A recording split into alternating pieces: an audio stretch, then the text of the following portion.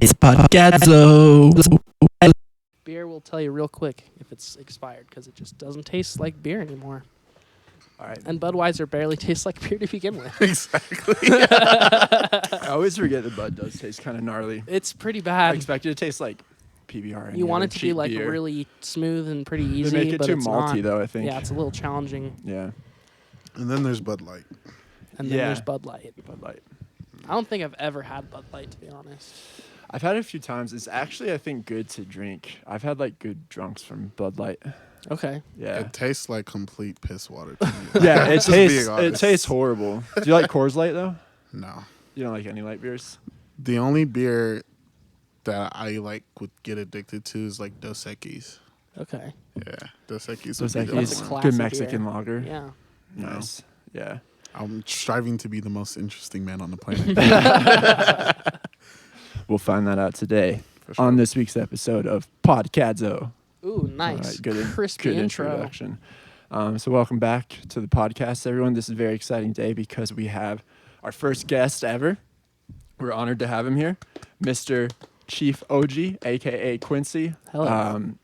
Quincy's a close friend of mine who is also a DJ here in town in Fort Collins. He plays around Denver too, so definitely look out for him. Quincy, right off the bat, anything to plug? I got a show coming up September 3rd at Larimer Lounge in Denver. Should come check it out. Fuck yeah. Ooh, Gonna and be we have a announcing good that. story about Larimer Lounge to talk about a little bit later that happened this weekend.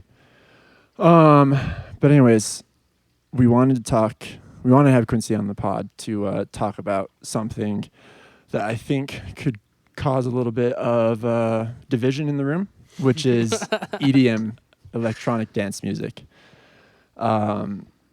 Quincy's obviously a DJ who plays EDM music, so he's a good person to have here to talk about that. And I don't think Julie and I probably would have ever talked about it if Quincy didn't come on the No. podcast. I know nothing about what we're about to talk about. Yeah. Absolutely nothing.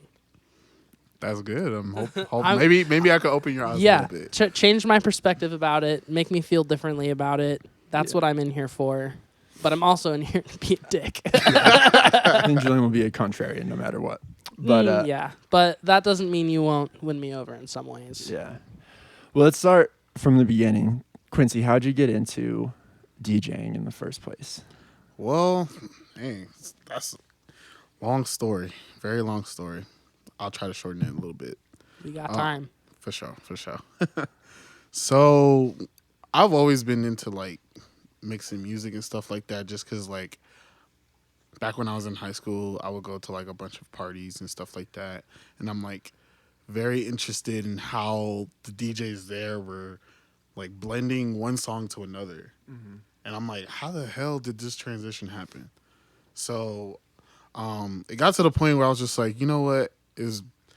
Instead of just like watching them do that, like let me try to do this shit at home, right? So back on my really old and busted up computer, I downloaded a software called Virtual DJ, which is actually kind of what I still use now, but I've kind of transitioned into Rekordbox now. But yeah, I downloaded Virtual DJ back when I was, I would say like 10th grade, 11th grade. And I just took a bunch of songs and just started like blending them in to each other and seeing how it would work. You can imagine as someone who was a sophomore in high school, it didn't sound so great. First try to. Yeah, it sounded like a whole bunch of noise, like just trying to like, just like a whole bunch of overlap, and it was just really, really bad. And so I was like, whatever, we're just gonna make it happen. Fast forward to, I would say 2018 is when I started to actually get serious with it, because I would go to a bunch of like parties at my university, and I ain't gonna lie, the DJs that were at the parties that I went to, they sucked. Like, Were they like professional DJs around the Houston area, or were they just other people you knew? they weren't. Well, I went to school in Arlington, Texas. So Apologies, this is Arlington. um But you're from Houston, Yeah. for the listeners. yeah, from Houston. But yeah, no, I went to University of Arlington, and yeah, the DJ they weren't necessarily professionals. Like they were striving to be, but like they were like they were students and they were just like trying to get a quick buck Fucking around. DJing Yeah. and party DJing whatever party they can get there. Playing you their know. own music, like were they producing their music? No, Or- no, oh, no, no, no, no. okay. This is Same. like this. Yeah. These are like rap parties, man. Like we were just taking whatever rap music came out, and if it was popular, we was putting it on the decks, and that was it. So, Is it- but are those the first playlists you made like back in the day before you Yeah. started DJing? Was rap playlists? Mhm. Do you remember why you made them? You just wanted to? I just wanted to because like I said, like the DJ sucks, and I'm like I could probably do a better job because I know like this song sounds better with this song type stuff, So right? just about making like smoother playlists and better Mhm. transitions and Right, shit. because like the DJs there were just putting whatever, right, and just doing like your simple record scratch, and then going to the next song rather than like, okay, this lyric matches with this lyric, and this melody matches with this melody, then blend it into to each other. I love your passion for like song transitions and sequencing because whenever Quincy and I are like out in a restaurant or something, we're in the middle of a conversation and then he'll be listening to the house music and be like, "Oh, that was a nice transition." That's a Like, super what do important you- I didn't thing. even realize music was playing, man. It's a super important thing Yeah. that not Well, a lot there- of people pay attention to. Well, it's just like there's a vibe to it, right? Like, Totally. and you don't want to disrupt that with a shitty transition. Yeah. Because like the way it, and I'll talk about this later, I guess, but like when you're listening to like a playlist or like you're out at like a bar, right, and there's music in the background, there's a vibe to it, right? Like your emotions are tied to said vibe, and so when it's disrupted, you don't, personally to me, I don't feel good when that happens. Yeah. Like it just, I don't know. I think it's probably subconsciously happening to everybody. whether they're, Corporate like radios are like the fucking worst at that. Like Oh, it'll go facts. from not even like just a mishmash of bad transitions and within one genre, it'll just completely go from one thing to another thing. I It's wonder like, if that's intentional in a weird way. Like I it'd think be it's to be, so like, heady to be in more like a inclusive and shit, but Yeah. actually, yeah, you can't really, create like a good vibe. I wonder if and there's like a everything that. psychology where it's like if people feel uncomfortable, they'll be looking to buy things to make themselves feel better a little bit more. So we're gonna play like this song after this song. It's like Hitler changing from like A432 to A440. exactly Have you heard of like that that. conspiracy? No. What? So concert A is 440 hertz. Now that's like the standard. That's what everyone tunes to in like the Yeah. orchestra. There was this whole thing a couple years ago. I remember first about like 2014, 2015, where they're like, dude, they've been lying to us. Like 440 was invented by Hitler, or like it was changed by Hitler to cause a feeling of disruption and uneasiness in the population. They're like, the real frequency is 432. That's the God frequency. So all this music in 432 hertz was coming around. You can still find it. You can search like meditation playlist 432 hertz. There'll be a bunch of. So, do you ever think about that when you're sequencing? Throwing in some 432? No. Will you now? Probably now. Hey, thanks for bringing that to my attention. I did not Anyways. know Comes that. back around to the good old Hitler. Yeah. That's wild. As I was explaining that conspiracy, I realized how many people I've told that to because I'm getting good at explaining that Yeah, that conspiracy came in a out concise very way. fast. Yeah, I have a lot of practice. Really, anyone that will listen will be like, about 432. Dude. Anyways, Quincy, sorry to interrupt. Nah, you're good. You're good. But yeah, no, it's just like I said, those DJs just weren't transitioning well. So I'm like, you know what? Fuck this shit, man. I'm just gonna do this shit myself. Like I'm tired of going to parties and listening to like bad like sequences and stuff. So I'll just do it myself. So what I did, I saved up the little money that I had because college student, broke as hell, and got me this small DJ board. I think my first one was like some Newmark Party Mix, which it was like probably the shittiest board you can ever use. Like made of plastic, like the jog wheels felt plastic. I felt like I could break it at any point. The hot cue buttons were made out of plastic, and like I was pushing them, and they weren't as responsive as. Sorry, had you used a board before this? Or was No, that, okay. I never. wonder if you ever borrowed Never. somebody's.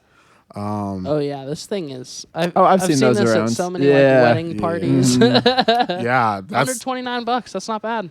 yeah. I was like, man, look, I needed something to. Is that how much it cost when you bought it? Do you remember? I think about that. Yeah, it was about 130, probably 150. Mm-hmm. But yeah, no, that thing's a piece of shit. Like, and you know, and you know what enticed me to like buy that shit too? It was like, you see the little top like 3 disco lights there. Yeah. That's what I was like. Party I lights. was like, party lights, hell yeah! And it goes with the beat. I'm gonna buy this shit. That's tight. That is a nice feature. That's gonna get anybody to buy it, honestly, dude. Pretty much, you know. And I'm like, yeah, I'm gonna use this shit. Yeah, bad mistake. Because I realized there was more to DJing. Did you buy a PA and stuff too? Did you have your own Nah. speakers, or were you just? I use, again, me being the broke college student that I was, like some of my friends who had who were throwing the parties. I'm like, hey, do you have like a sound bar or something that I could use to plug into? Yeah. Because this shit's not gonna work because I don't have speakers and I need something to plug into, right? So yeah, no, I just used whatever speakers were available. If not, I bought like a little like tailgater speaker that I can plug into. Yeah. And just DJ off of that. Those also have lights usually too. Yeah, exactly. That might be too conflicting if you're watching the DJ board lights and the tailgate You just gotta speaker. focus on one or the other. Yeah. Man, let's be real. It was college. Everybody was too drunk or too high to even care.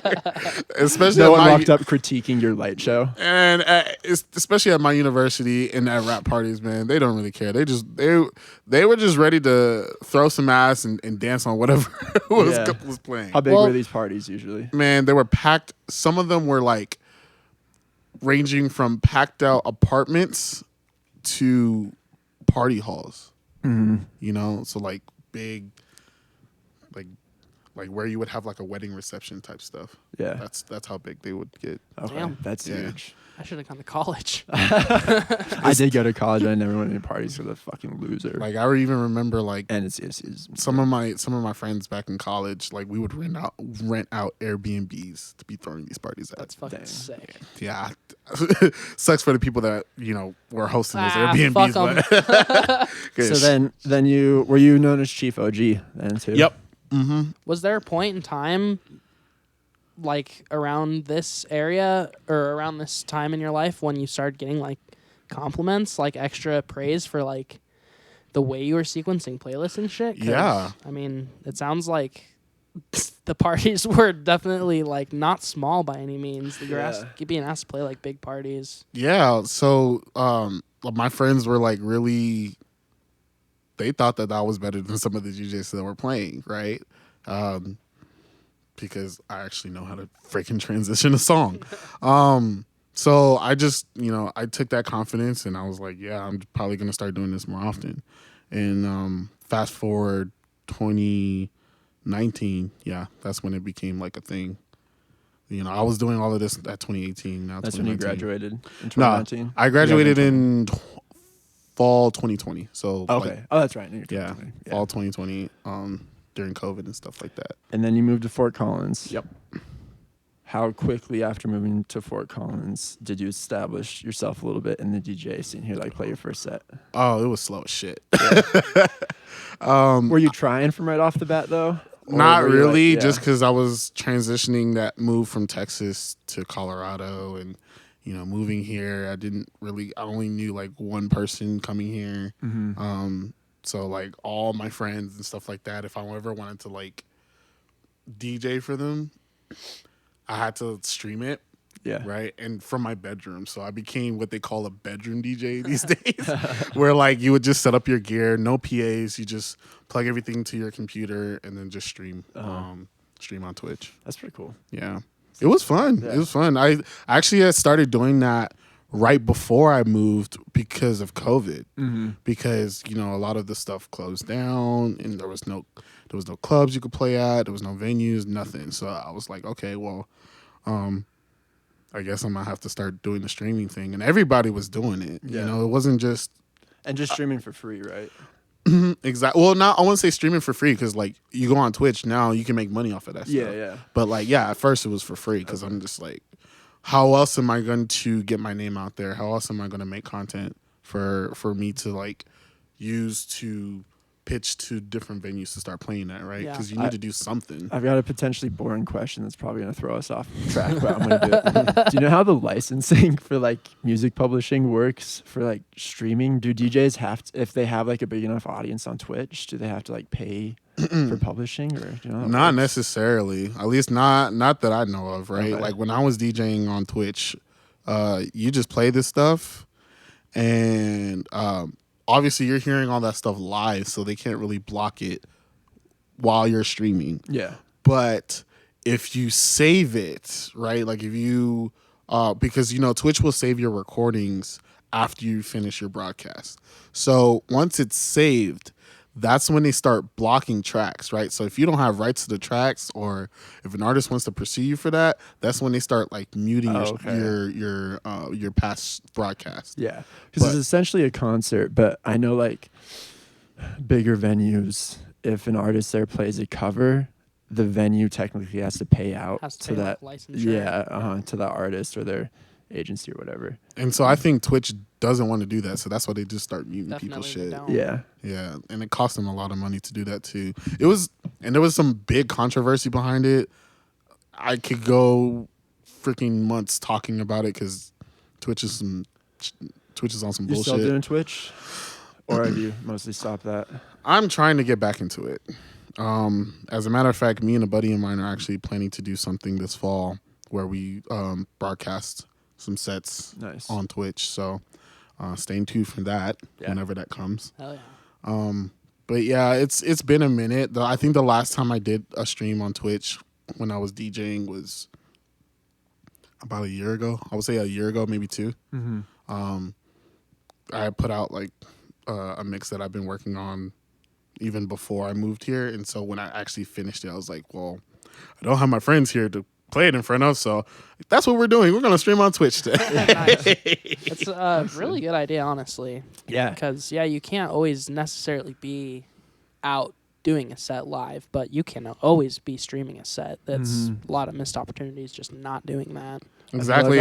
Oh, sorry. Go ahead, Quincy. Well, I just wanted to say is like some people really like that too, because like let's say some people are at work, they want to listen to your stuff, right?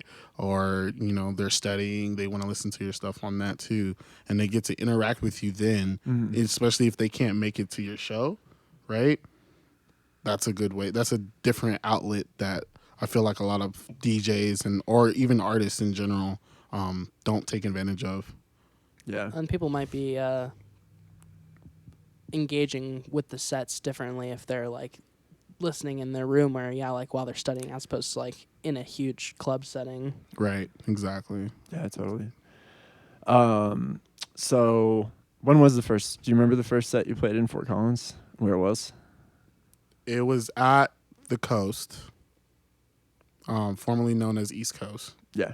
And it was in November, I think November of last year. Why'd Okay. you? Oh, is that recent? Yeah, pretty recent. I saw you right around then in Denver, I think. Was that the first time I saw you? Was that November of last year? 2 years ago then. It was 2 years ago. Okay. Yeah. It was when I moved here, 2021? Yeah. November of 2021 was my first set. Dude, time really do be like that, though. I have no idea. I lost what's a going year on in there anymore. somewhere Yeah. too. Yeah. Yeah, especially COVID. Why'd you move to Fort Collins? Job opportunity. Okay. It was, I just graduated with the electrical engineering degree, and Shout out. shout out to all the double E's. We're double E homies. Yes, sir.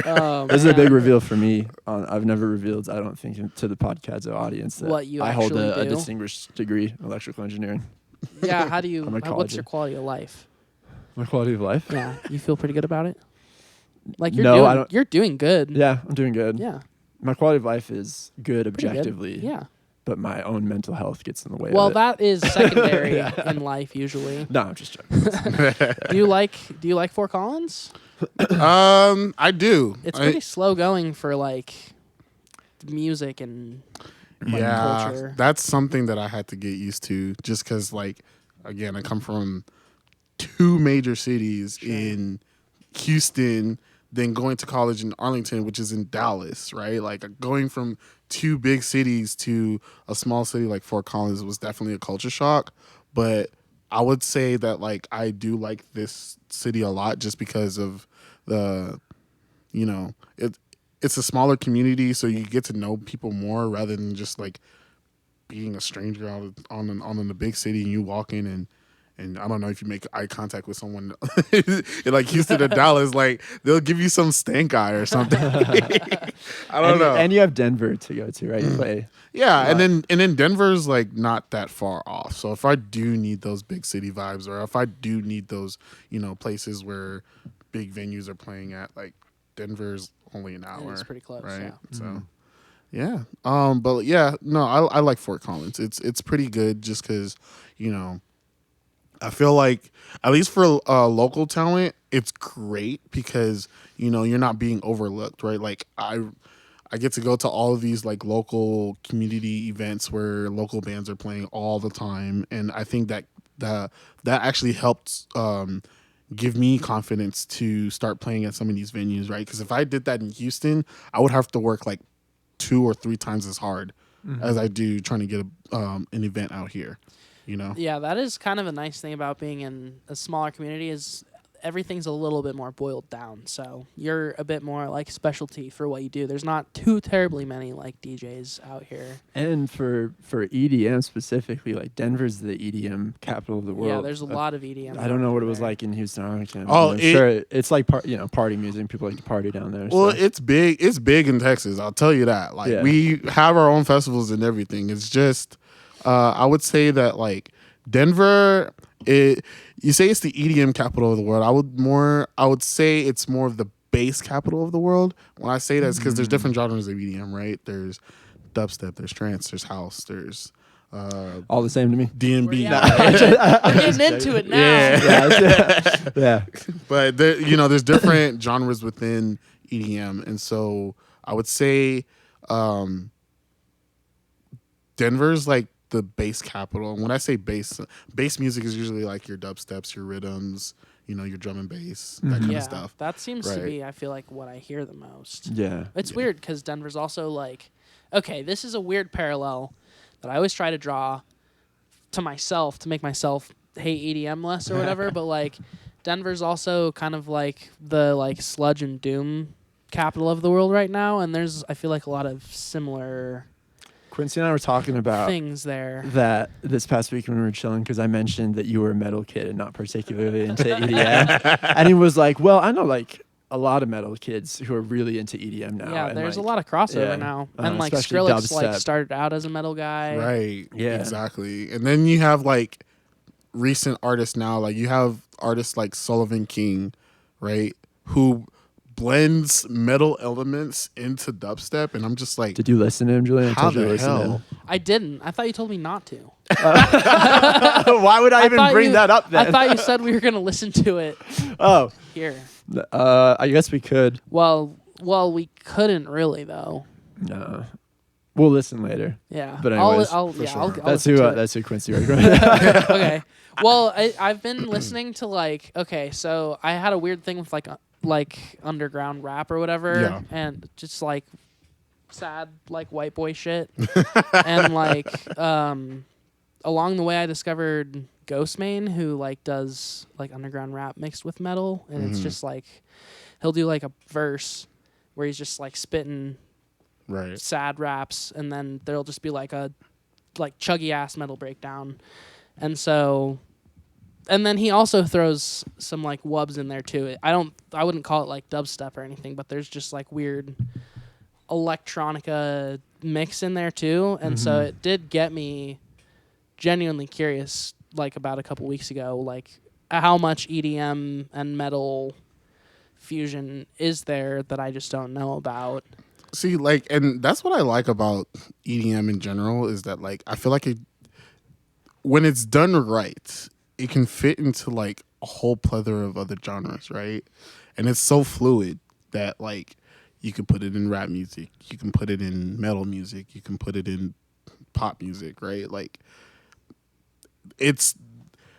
there's so many places you can take EDM, and like I don't know where I'm going with this, but it's very fluid, and I think that's what makes me, like you say, curious about it and makes me enjoy it so much. And finding different ways that I can like incorporate it into my mixes and things like that. So When did you first start putting EDM in your mixes or doing like entirely EDM sets? Because you said you started doing rap. yeah, so I actually started I would say late 2019, early 2020 is when I started. Were you always an EDM fan or? Yeah, for the most part, I wouldn't say I was like the biggest fan, right? Like I started listening to EDM like before I even knew it was EDM, right? Like when I started listening to EDM, it was back in like 2012, 2013, during that like LMFAO phase, Yeah, the yeah. Calvin Harris, the David Guettas, right? And the only reason for that, and the only reason for A that, simpler time. well, oh yeah, simpler time. Very much so. The only reason for that is because like these DJs were teaming up with like my favorite artists, right? Like Rihanna, Nicki Minaj, Flo Rida at the time. And so like I was listening to it thinking it was just pop music. Turns out it's EDM, right? Yeah. Because those, right, your Skrillex, your David Guettas, your LMFAOs, they're all EDM artists, right? They're all like you would go to EDC and that's who you would see. So yeah, that I've always been an EDM fan, but I was never going to like EDM shows. Yeah. Just because there was, I gave myself the stigma that black people didn't listen to EDM. I'll just keep it a buck. Like, Sure. I gave the stigma that like black people just didn't listen to EDM, so I didn't want to be caught listening to it out in public. So I just didn't go to the shows. Yeah. But I was hindering myself from doing that, in my opinion, just because no one gives a fuck. Like Everyone listens to everything. at the end of the exactly. day. Like it was funny because like I remember back when I was young, I'm like, oh, black people don't listen to rock music. Turns out most of my friends listen to like My Chemical Romance and shit like that. I'm like, what the actual hell? Yeah. Well, now My Chemical Romance a lot is of so the good. best post-punk hardcore bands are like all black or like Black Right. Lead, and like I don't know, it's just really cool that 15 years ago, 10 years ago, I growing up was in the like kind of mindset that like things were more stigmatized, but everyone was actually influenced by the same shit. Yeah. Exactly. Yeah. Totally. Yeah. Yeah. So much hip hop samples rock songs. Right. You know, so many And great- vice versa. Yeah. And Oh, vice yeah, versa. Yeah, totally. for sure. You know? Well, and it's interesting too, kind of on that same wave, like a lot of mainstream rock and like hip hop, rap, pop, they all are now channeling like that EDM kind of sound. Like Exactly. Oh, it's yeah, all totally. come full circle. Yeah. Rock now is pretty much EDM. Yeah. Like, Yeah, like the- there's the- always like some weird like wubby shit or Yeah. like all of the bass is like full synth or like whatever it might be, and everything's so fucking bassy now. Like Yeah. all new shit's just got that Oh like yeah. at the bottom of it. Absolutely. Yeah. Absolutely. So you're now obviously a student of the art. Did you like not get really into EDM until you started putting your mixes, and did that give you like a deeper appreciation for it? Because I imagine it did. Yeah, it did. Oh, for sure. It did. It definitely did. Yeah, I started like enjoying it more and started like learning it more, learning what I like within the genre, right? Because like I said, back when I started listening to it, I didn't even know it was EDM until someone told me. Yeah, that's EDM. Late 2019, 2020, that's when I started to like learn about the genres of EDM, right?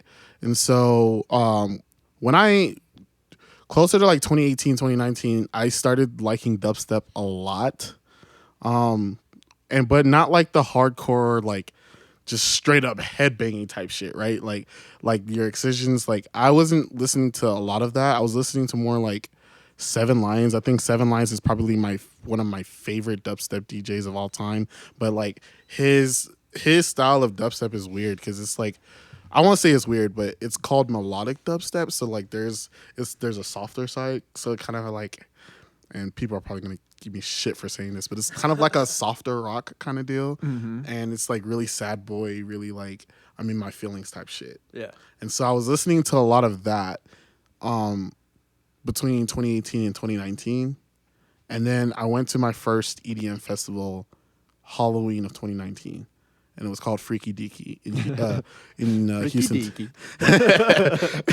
It's called Freaky Deaky in Houston, Texas, and that's when I discovered probably one of the biggest trance DJs of all time. Trance being another genre within EDM. One of the biggest legends of trance of all time, Armin van Buuren. Shout out. Ooh, fancy name. Yeah. From the Netherlands. And when I saw him... Holland. Wait, do you know who this Holland. is? Just by name. Oh, okay. Yeah, I recognize the name for sure. I probably, yeah. It's funny because like there was a track called "This Is What It Feels Like" by Armin van Buuren that I listened to back in high school that I did not know that was him. That song would come on the radio all the time, and I'm thinking again, this is pop music, and I'm loving this shit, right? Fast forward, someone told me that was Armin van Buuren. I'm like, what? You mean to tell me I was listening to that? I was listening to trance already? Like, holy shit. So I saw him in person for this music festival. And, dude, that shit made me cry. Like, I'm not going to lie, because it was like full-on production. Like, I don't know what I was feeling at that time, but it's just like, it's something about trance music that like really gets you in your like emotions and really gets you in your feels. And I like, like I said, music has a vibe to it, and like my emotions are tied to that said vibe. And so like hearing Armin van Buuren set at the time was like, oh, he had sad music, and it just like made me like really just like, emotional shit like that. Then he had some really like tough, hard music that was making me just like fist pumping type shit, like some really hard techno. Then he softened it down again, made me like, made me emotional again. It's like a roller coaster. And like that's what I kind of like to do with that's kind of like sort of the inspiration for my sets now. It's like I like to take you on an emotional roller coaster, right? I'll start you off like really. You called it a journey the other day I too. did. Yeah. I did. Shout out to my friend Rudy, because he actually explained it to me that like that's kind of how our sets are. They're journeys, right? Like you take you on a journey. It's kind of like, let's say there's like a yellow brick road. You're Dorothy on the yellow brick road, right? And you're getting to. Where does he come up with this? And you. And you're Should be a movie. I don't even know what the destination is. I know, right? It should be a movie. It should be a movie. But like pretend you're Dorothy on a yellow brick road, right? And you're trying to get to this destination. You're trying to get to Kansas, and you're going through all of this, all of these paths, meeting all sorts of people, finding new adventures, just trying to get to fucking Kansas, right? That's how trance sets are to me. Is that like you have a starting point, and then it's just taking you through all of this adventures, and then you get to your destination. Yeah. And so that's how I would describe a trance set to me, at least. It's cool how emotionally in tune with music you are. Like you really feel the shit. Julian, to bring it some levity to the situation back to earth. Maybe not levity, but what was your introduction to EDM? Oh, okay. Before I go there, I just have a quick question. So, up? would you say that like the trans sets are predominantly what you do now? Yes, absolutely. And what like before it was like EDM sets and like rap sets, what did you like grow up listening to? Was there like did you grow up listening to any of the like 2000s like techno or DJ shit? No, I grew up listening to straight rap music. So we're Okay. talking like Biggie, Tupac, Nelly, Lil Jon, like just straight up rap music. Like I said before, where the transition happened is when these DJs like Marshmello and David Guetta and LMFAO started having those same artists Incorporating in their songs, And that happened so quickly. Like I feel like part of the reason why maybe we didn't realize we were listening to EDM until after the fact was because like it didn't exist, and then like And then it it was did everywhere. all of a sudden. Yeah. And that's like my experience with EDM the first time I heard it was like, I don't even know what song it was, but it was just like a Skrillex song that someone was playing because they were like, this sounds cool. And then I heard it and I was like, fuck this shit. And then I pretty much didn't listen to it again until like years later. I had a buddy in high school who was really into like EDM and like predominantly like heavier dubstep. And he showed me a group called Cohen Sound. And they're just like dubstep, but with like a lot of like live sampling elements. So there's like real instruments and shit. So it kind of ties it all full circle. And they use a lot of like jazz, a lot of jazz chords and like jazz progressions in their music, which is also pretty cool. And they were like the first group that I like really liked, and probably still the only one where like I can listen to it and get like very interested in what's going on. And they have like some heavy shit, some melodic shit. I think it's just like two dudes and they're from like Europe or something, but that's all And then like people play it. The place where I work, a lot of people like listen to EDM and they like doing like the festivals and shit, but my impression of it is that they just really like doing a lot of drugs with a large group of people, and then the music is kind of like secondary to that, which I feel like is unfortunate for the artist, but like truly at the end of the day what prevents me from really wanting to like EDM or like admit that I would be interested in EDM is just like the fan base is fucking cringe. Like not all of them. Quincy, I'll let you defend yourself in a second. But that's, and also I grew up and was surrounded by a lot of people who, and call me out if I'm wrong here, but a lot of the people from like high school and right after high school were like very like on a false sense of like heightened being and like heightened ego, and they like attributed it all to like the EDM lifestyle where it's like we're raves and stuff. We're like on this higher plane of existence because like we listen to fucking Pretty Lights and like we go to Red Rocks 100 times a year and we drop acid, like we microdose every day, and it's like, man, I fucking hate you. Like, did you ever have, and not that I imagine you would anymore, Julian, but I think I've heard this like sentiment from musicians before that play like instruments or like dedicated instrument where it's like, you know, Skrillex isn't a real musician. He's making music with his computer. I don't feel that way because I mean I've also like I love rap and I love like OG hip hop where it was truly like the idea of just taking a song that already existed, like just a couple, like a bar or two from a song that already existed and just looping it and then putting bars over that. Like I love that,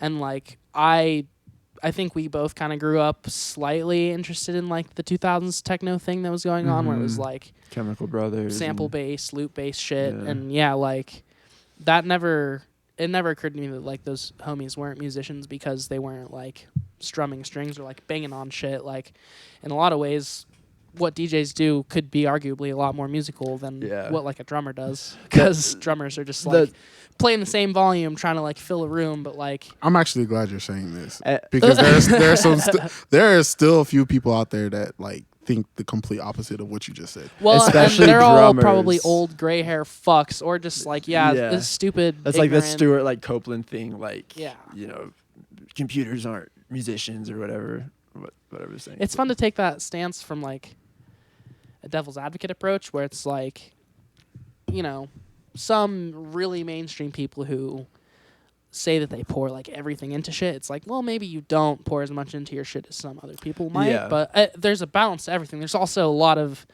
mainstream rock artists who are just doing the bare fucking minimum and then trying to cash in huge checks. It's all the same on some level. So but who am I to say that like a DJ doesn't put as much like musical thought into a set as like a rock band would? Yeah, well said. Yeah. All right, Quincy. Julian really threw defend some heat at you. defend yourself. I mean, you made some really valid points. Like, you know, getting about the EDM fan base. Yeah, I struck a nerve. Man. No, not I think Quincy necessarily. agrees. No, yeah. Oh shit! Oh, Yeah. okay, cool. I thought that Like it really just depends on it really depends on it like depends where you are. where you are, Yeah. who you're seeing, and their fan base, right? Because it's like, all right, I'm gonna throw some shit out there. Sorry, dubstep fans. Some dubstep fans are really shitty. Like you said, Yeah, they would go totally. to festivals, do a shit ton of drugs. Music comes second, and they're just doing it for God knows whatever. And like, then they're thinking better of people, or no, thinking better of themselves. They're like, oh, we're better than you because we listen to this X, Y, and Z. Some trans fans do that shit too, and I'm like, nah, we're better than that. Stop doing that.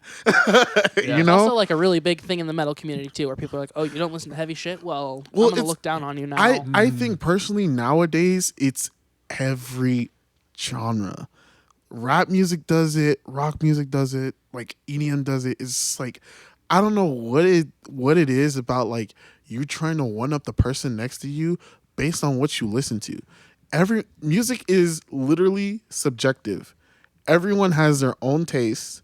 Everyone has their own vibes. So find the people that you mesh with and stay there and leave the other people who are on a different wavelength than you are alone. It's as simple as that.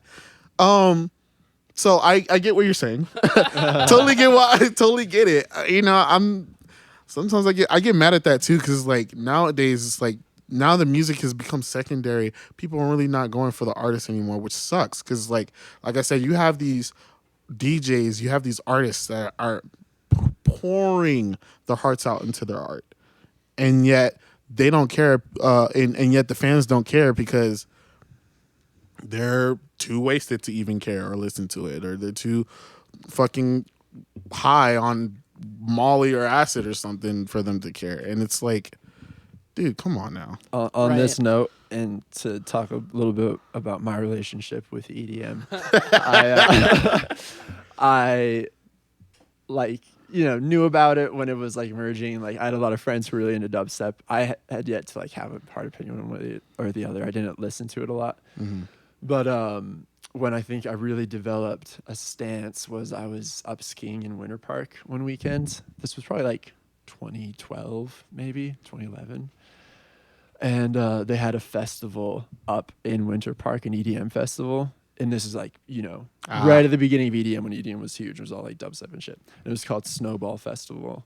I remember the town was just like ruined that weekend by the worst people I'd ever seen. All being like, Snowball, wee! And like just being wasted. And, I was like a young kid then. I was like so annoyed. But so at that point, I like developed a negative stance with EDM. And then a little bit after that, like got more into guitar. And I think I did develop like the personality, like I'm like an indie kid. I don't like I want to listen to dubstep because it's not cool in indie. So did you ever have the like high school imposter syndrome of like they're not real musicians? No, I don't remember feeling that way necessarily. Cool. I always appreciated. I like, even though I wasn't crazy about it, I knew there was like something to it, like that if anyone could make like a good hook, everyone would be doing it. So yeah, I think I respected the art form, but that didn't last long because then like I tried to branch out a little bit after I got over that, and I discovered, I think I mentioned you, Quincy, the first like EDM tangential band I got into was Tycho. You ever listen to Tycho, Julian? Yeah, I actually really like Tycho. But yeah, fuck. See, I guess that's the thing. I didn't ever consider them EDM. I always thought they were like I would consider it. They're like trance, chill. It depends, right? Because there's a difference between electronic and electronic dance music. True. At least in my opinion, right? Because like what I would consider electronic, right? Like, don't kill me when I say this. The Weeknd, Tame Impala. Yeah. That's electronic. Electronic dance music, however, It's funny they put Skrillex. Tame Impala in there. Yeah, I would say that because like there's a lot of synths in Yeah. his music. Well, in that music, right? especially now. It's like Oh, all yeah. synths. Yeah, true. Yeah. It's not, yeah. You know? I still like the first couple Tame Impala albums were like Just like psychedelic. classic rock, like Yeah. psychedelic rock. Yeah. Yes, but I guess. But yeah, not his pretty. new shit's not at No, all. Very true. Yeah. Very true. So, yeah, there's a difference between the two, in my opinion. Yeah. Totally. So it's like I That's would say fair. Tycho is more Mhm. electronic, but And yeah, someone may prove me wrong. I don't know. no, I think you're right because the only version of that genre that I was familiar with growing up was electronica, which was Yeah. like Chemical Brothers, Dominated the 90s. like and- Boards of Canada, Yep. shit like Love that. Boards of Canada. They're so good. Yeah. Yeah. Well, and then there's like LCD Sound System, Yeah. What is Prodigy? Would you say the Prodigy? trash.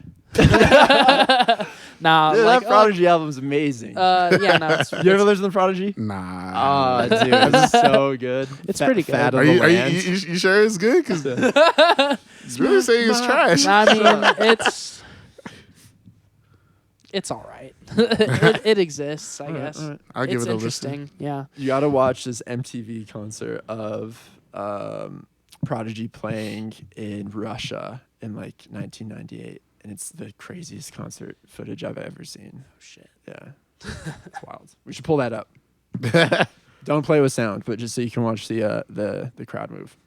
But anyways, Oh, the TV turned itself off. oh, no worries. We'll watch it later. But that's a good point between electronica and electronic, because I guess in the 90s EDM didn't exist. Is there like a definitive point when EDM started? It's funny because it's like I watched a video from Armin van Buuren that like was talking about that. I think he said like back in the early 90s or early I wouldn't say early 90s or early 90s 2000s, right? EDM was just called EDM, right?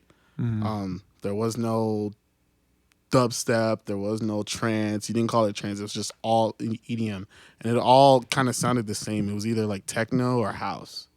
And so now it's just morphed into this thing where there's just so many subgenres.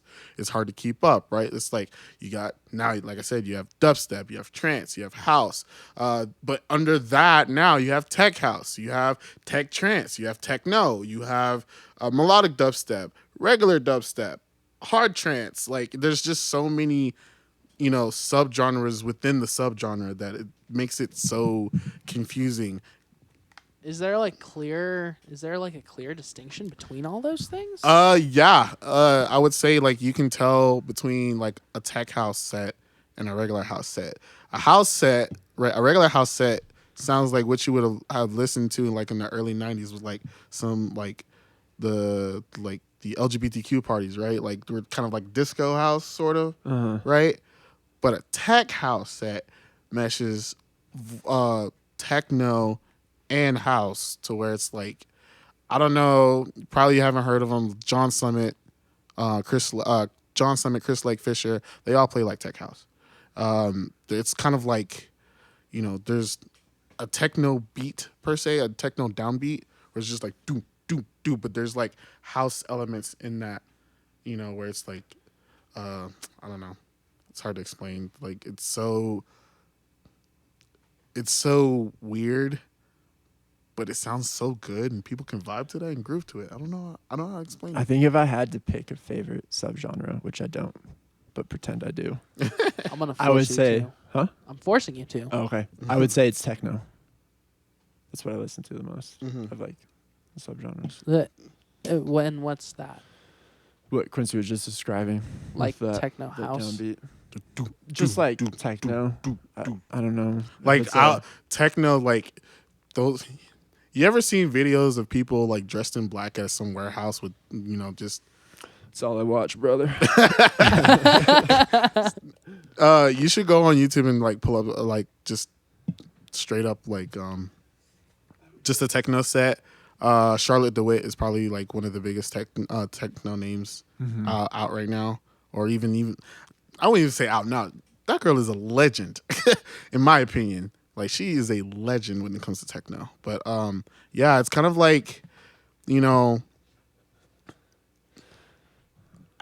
the vibe that the vibe that I would describe a techno set is like you going into some warehouse somewhere, dressed in black, like black sunglasses, black clothes, all black. Oh yeah, like the And just- Matrix. yeah, and just like in a dark room and just you just hearing like speakers just blast your ears with like Play the 138. Prodigy concert first, Julian. I want to show you guys this. The Prodigy. Prodigy concert, Russia. I gotta see this. While you're pulling that up, wait, scroll down. Yeah, that's it. Live at Red Square, Moscow, Russia.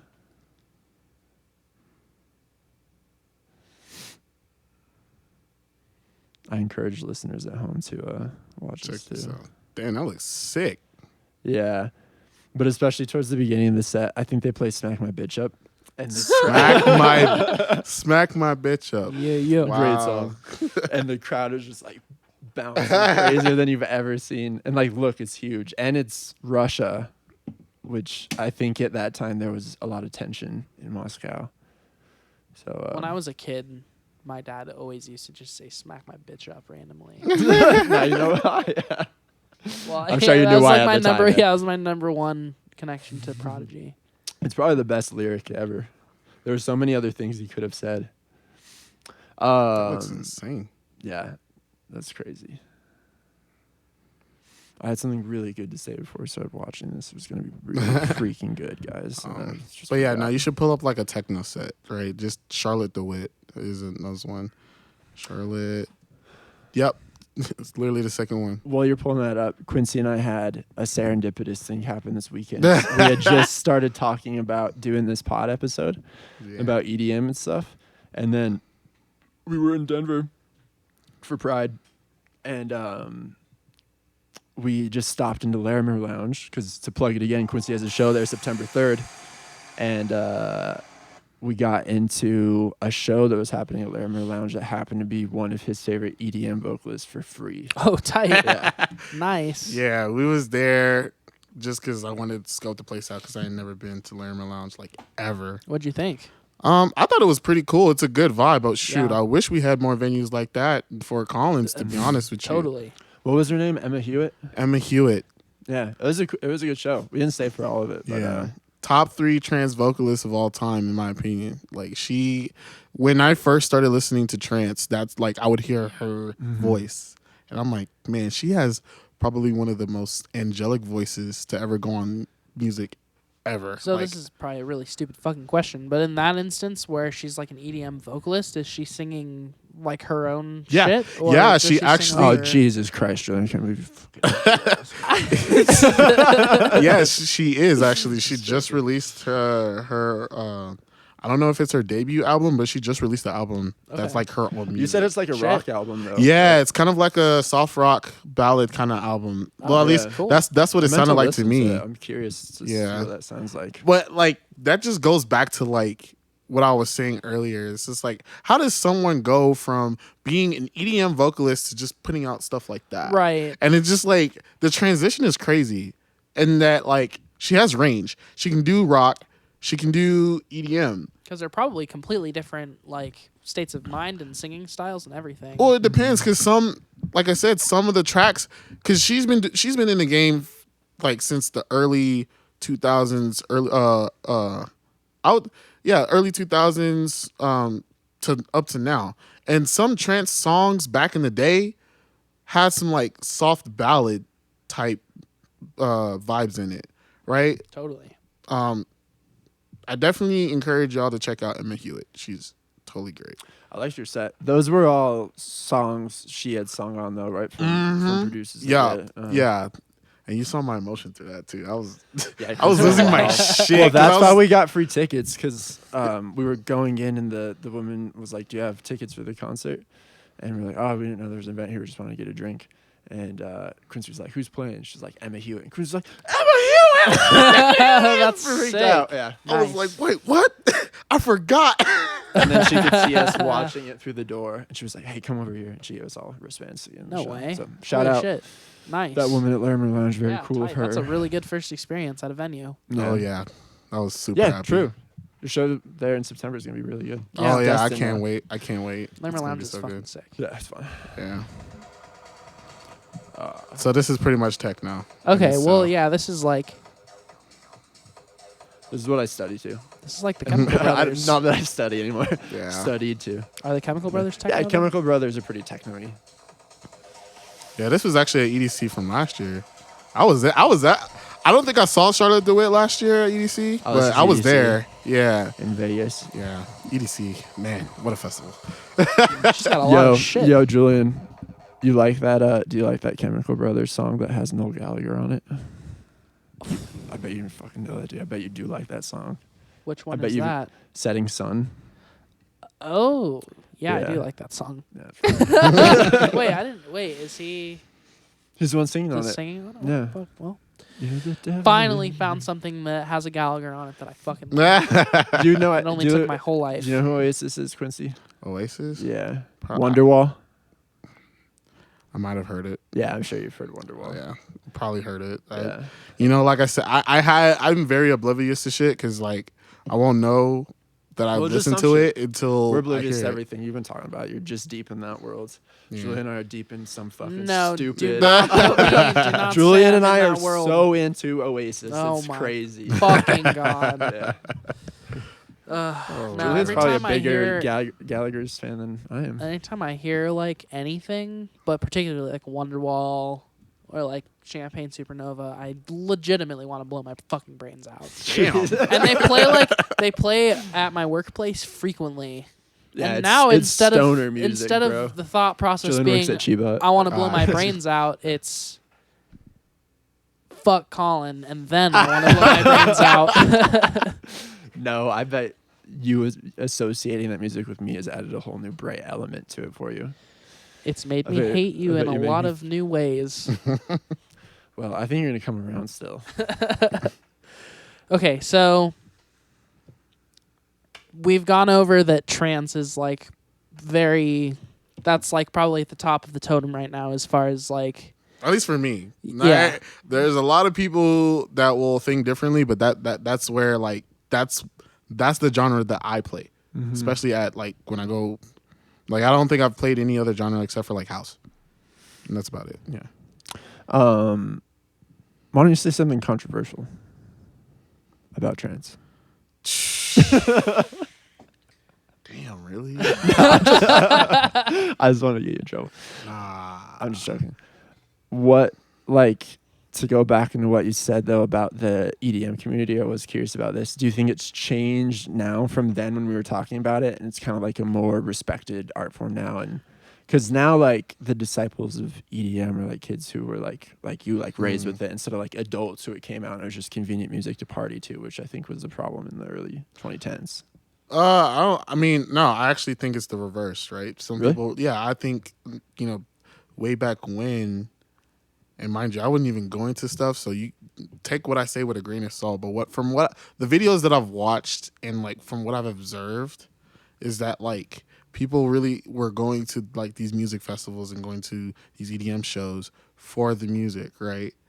Nowadays, it's like this big popularity contest about, oh, I got to see X DJ, you know, blah, blah, blah, and I'm in VIP, so I'm, like, living good and blah, blah, blah, blah, this and that, doing hella drugs.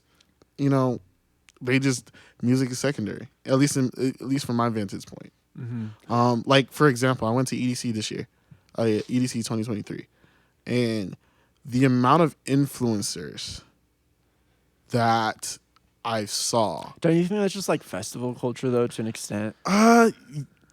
Yeah, but at the same time, it's like I'll go to shows and this stuff is still happening, right? Yeah. Like a Red Rock show is not a festival in my opinion. Oh, you mean, Yeah, okay. like some people will shows. go to be like, oh yeah, I went to Red Rocks. Yeah. Here are the things that Yeah, you should no, I do see while that you're point. at Red Rocks, you know, listening to XYZ, or I'm vlogging, you know, my experience at this festival. I'm like, just sit there and listen to the music. Why you got your Yeah. phone out? Yeah. You know? I think that might be just life now for all of us in every setting. Because I don't know, like, nothing pisses me off more lately than going to, like, any sort of show and just not being able to see 2/3 of it because the dude in front of me is recording it on his fucking phone. And it's like, Exactly.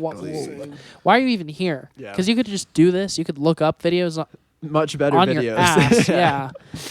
But I think yeah, I mean, it definitely sucks that that's happening in that community, but I think that's all communities right now. They're all kind of struggling to like. I just don't get it because it's like you said, like you gonna record 2/3 of it on your phone, and you can find better quality videos when it actually releases on YouTube or something like that. Yeah. Like that's the thing. That's the thing with me. Like when I go to shows, I assume that they're gonna be recorded, and if not, hell, that's one hell of a story to talk about, right? Right. Instead of just having to record it, and if they don't believe you, fuck it. No, it doesn't Well, matter. it doesn't matter. Yeah, Yeah. that never used to be the point of having a show or going to a show. Is like, and this is the thing about Red Rocks that really pisses me off now because I feel like people literally just go to get the picture to prove that they were there. And then leave. I shit you not, that happened at EDC hella times.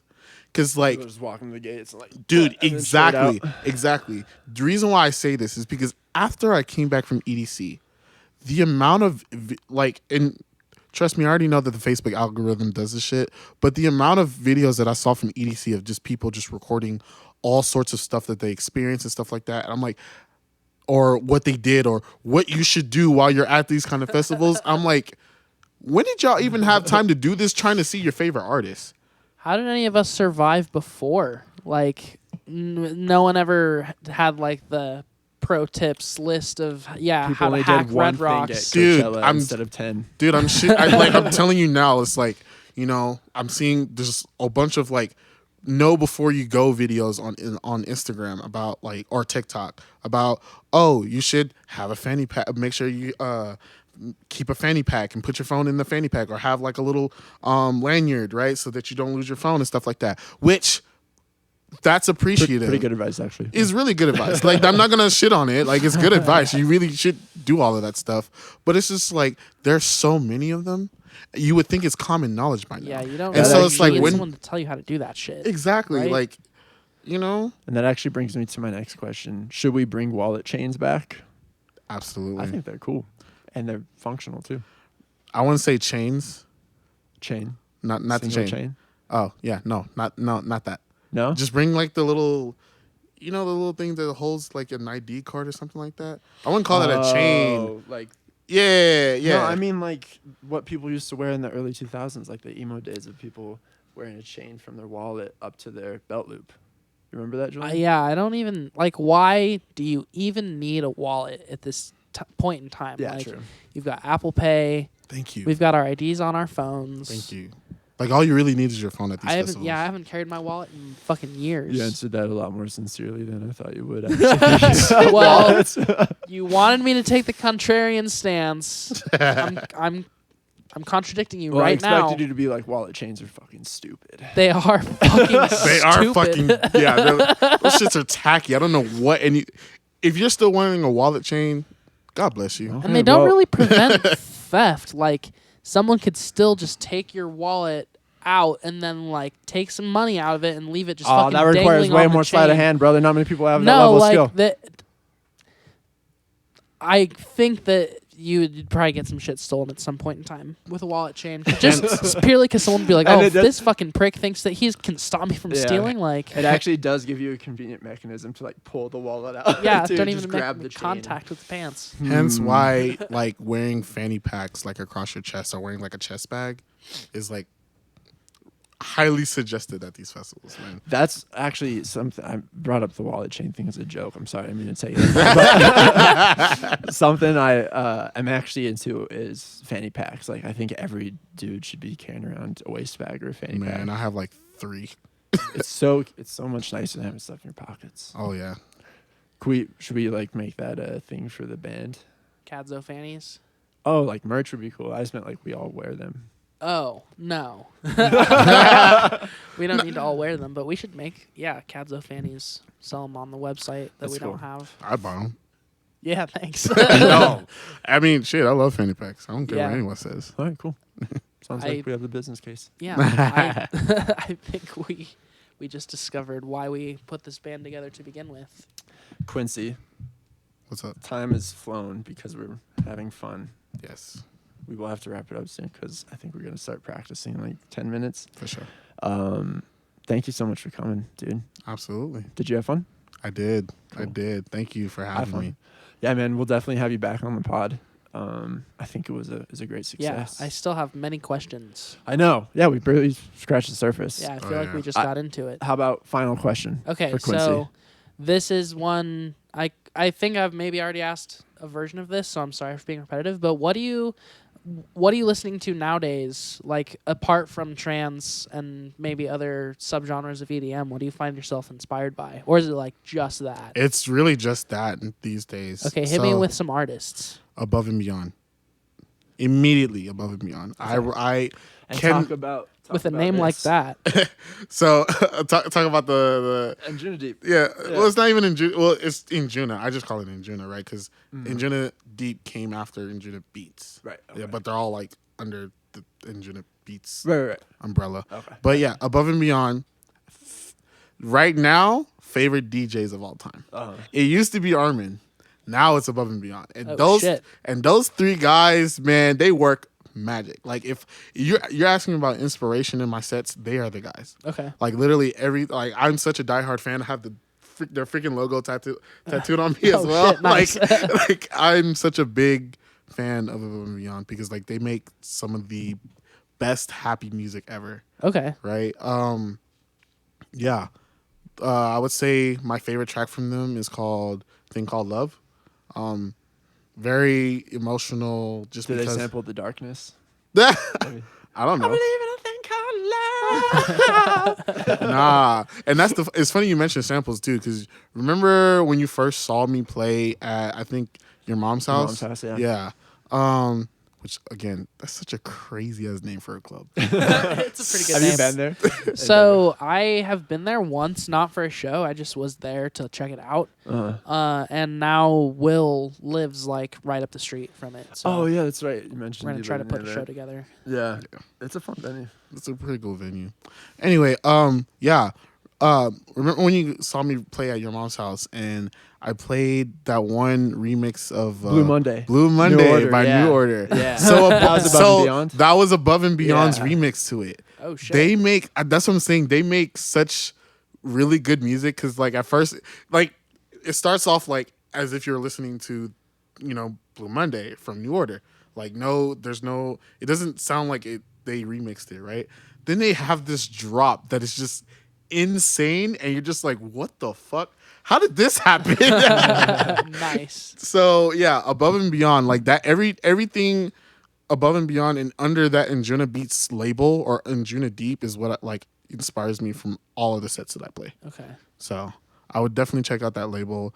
My favorite artists from the label are, like I said, A&B, Genix is another one. Genix plays a lot of techno now. It's so good. Andrew Bayer, Ethan Bluestone.